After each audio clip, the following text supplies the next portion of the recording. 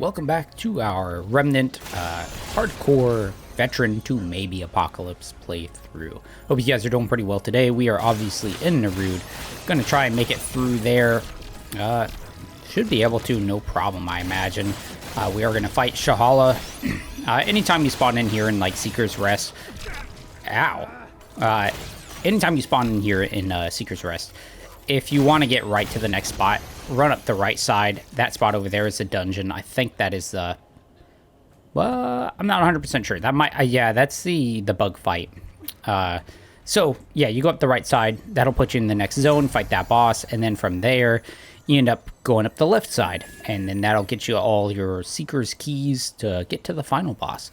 But obviously, we're not trying to do that here. We want to get as many pieces of gear as possible to kind of get ourselves... as many options as possible, as strong as possible, since, you know, we can't die. Now, as far as things that I'm looking for, I mean, I'm not, like, specifically looking for anything right now. We are running Engineer, right? So there's a bunch of rings from Nerud that are specific for the Engineer. Those would be pretty nice to find. So hopefully we can find some of those, and maybe they'll help us out with our turret. Oh, Reserve Boosting Gem. I do like me the Reserve Boosting Gem. Not like mind-blowing or anything, but, you know, it is something. Alright, Dormant Facility. This is a pretty good one for us to get. I do need to fix something, though. Power level for everything is 8 right now. My power level is 4, which means I need to upgrade my weapon, so I'm, like, kind of keeping pace with everybody. But this is a pretty good dungeon for us. We can get quite a bit out of it, right? We can get, I think it's the Crystal Heart. We can get that relic plus the Siphoner trait, and a mutator from the aberrant guy. Don't remember what it is, but, you know, we'll be able to get that. And then, you know, the tricky part is going to be finding the piece of gear in the dungeon, because, like, we have only so much time, and if we actually take out all the enemies, we won't be able to do, like, we'll still be able to do some of the things, but we won't get the trait. And so I don't really want to wipe all the enemies out, so we got to be a little careful about it. Alright, we're still a little shy of that power level 8. Like, we're at 6. We want to be at 7, right? But it'll be fine. So we're going to try to find the piece of gear first and the trait point without wiping out all the bugs. And then drop down and trigger the cleansing so that we can get all of the rewards from here. Don't mind me. Owie. Don't mind me. There's our piece of gear. What's it gonna be? Vacuum seal. Vacuum seal is kind of fun. I don't know that I'm gonna use it at all. But it is entertaining to use at times. Just having that extra, like, pickup range and gaining a shield and stuff can be entertaining. All right, I don't know where the trait point's at. I could run and go and find it, but I'm just gonna say whatever and go do this. Nice. Activate. And you. I'll buy this. Turret. Overclock. And now... Ooh, elemental resistant trapper. Ew. Too bad you're gonna take a lot of damage. Oh no. Getting absolutely shredded. Can't see him. Can't see him. Fail safe, that's what it was.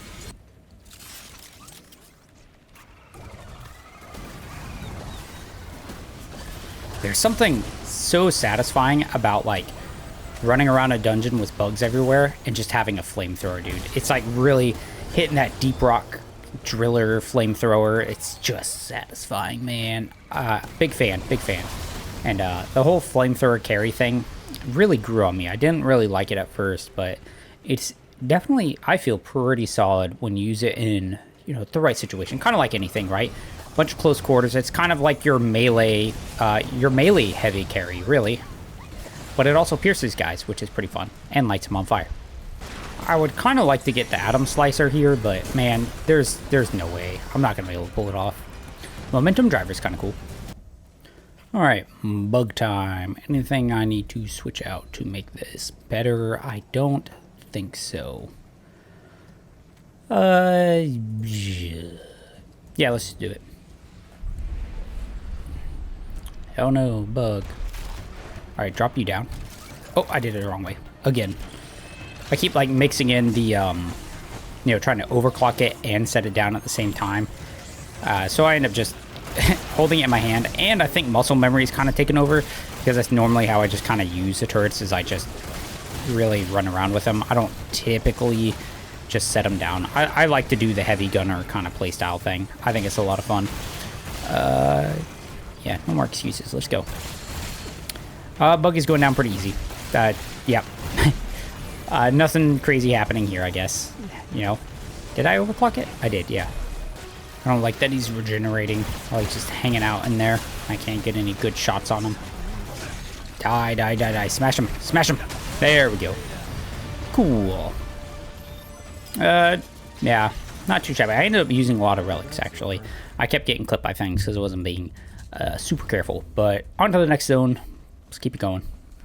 Alright. Home stretch. Astropath. Respite. We'll blaze through here. Probably nothing crazy, I'm sure. And then, we take on Sha'Hala. There's a bunch of these guys, these aberrant dudes, you know, because I feel like I've been fighting a lot of them, but I just, man, I don't remember what a lot of them give, actually. I guess because it's been so long since I've really, like, fought them without having the mutator already. Always got empathy. Exciting. Too bad it's not going to help him a whole lot.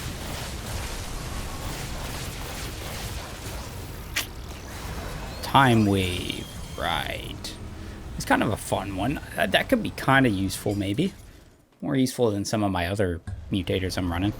Should mention, too, I got the Ring of Ordnance. So now my heavy weapons are just, you know, respawning ammo. Or, you know, just regenerating ammo. So they can really stay on the field so much longer.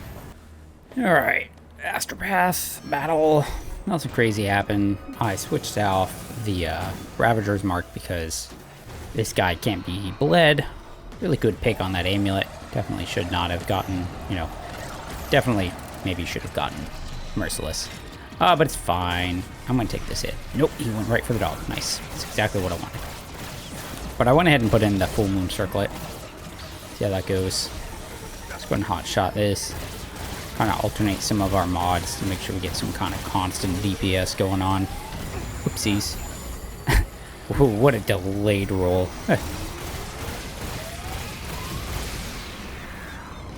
Alright, yeah, let's overclock him. And maybe it can regenerate enough ammo while it's kind of gone, or while it's doing that.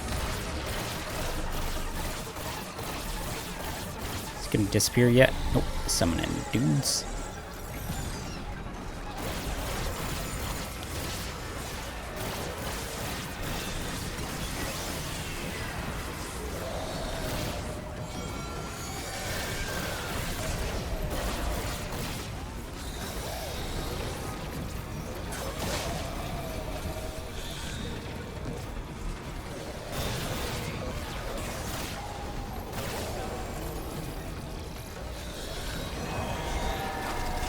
And now double status effects, or no, the Fargazer in it already.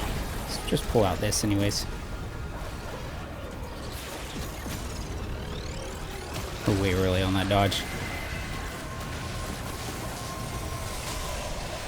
Cool. Happy days. Alright, here we go. So this is what I've got going on. I think I'm gonna leave the full moon circlet on just because nothing else here is really going to do a ton for me. Energized neck coil could be kind of okay because I've got hot shot and overflow in there, but like I think without some other kind of status effect thing really going on, I don't know how much that's really going to do for me.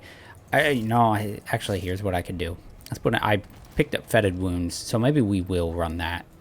There we go. And then hardened coil, low yield recovery ring's not going to help us out a lot here because there's not a lot of things to take down. So I'm going to put reserve boosting gem in, and then the ring of ordnance, getting our ammo back on the heavy weapons, stone of balance. We've got the Vulcan cannon on. I think that's going to do better, right? Pulse rifle is hot shot, fetid wounds, rupture cannon, overflow extender, and still got the blooming heart on. Dog, as far as traits go, lots of vigor, 5 points rugged, 3 points siphoner. And here we go.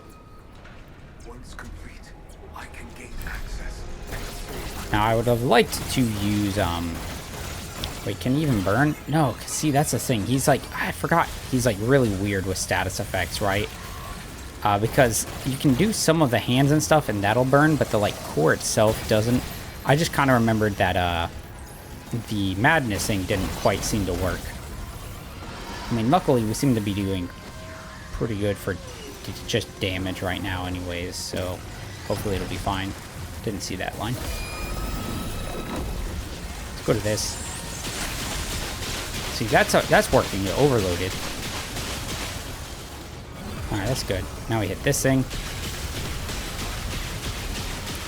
Also the corrosive rounds. Man, I wish I'd remembered that the status effects don't do that much. Boom, boom, boom, boom, boom. Well, let's just use a relic now because we can.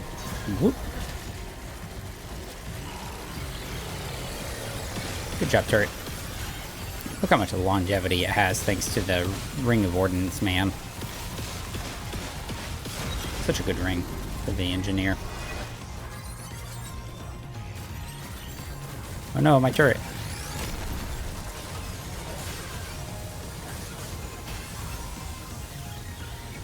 Such a good soundtrack, too. Oh, get me out of that, please. Hot shot. I guess on the plus side, it's increasing our damage. Let's pick up the dog.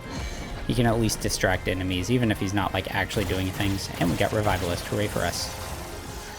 The, kind of a random thing. Easy fight. Clean fight. The, man, what was I gonna say? Band ring. I'm pretty sure it affects your dog's revive speed as well. Like, I remember sending him off, or at least with Revivalist, something, and he was reviving way quick, like super fast. I'm pretty sure it was this Ring of the Band, which is low-key pretty solid. Like, if you've never used it and you're doing multiplayer, I recommend it a lot because sometimes just being able to pick up your teammates is such a huge bonus.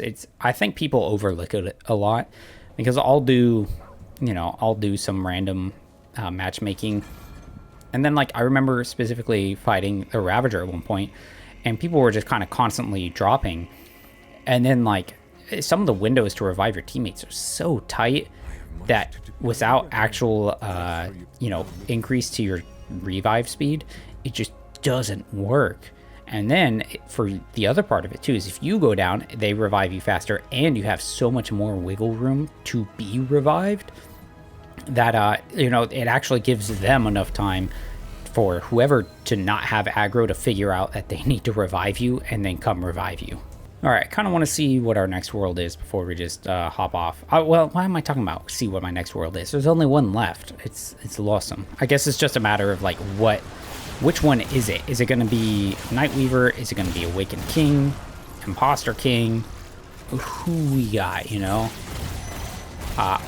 I got a feeling it's going to be the Awakened King DLC.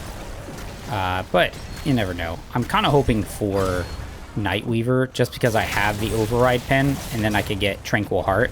And that would be so helpful to have on the off chance that, we fight things with empathy, just as an option, right? Oh, okay. Gonna be that one. Okay.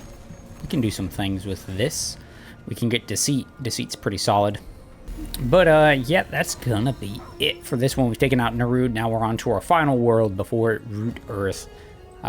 Should be pretty good. Can't think of any crazy rings and things that I'm looking forward to get here. But, always on the lookout to see some kind of combos we can do.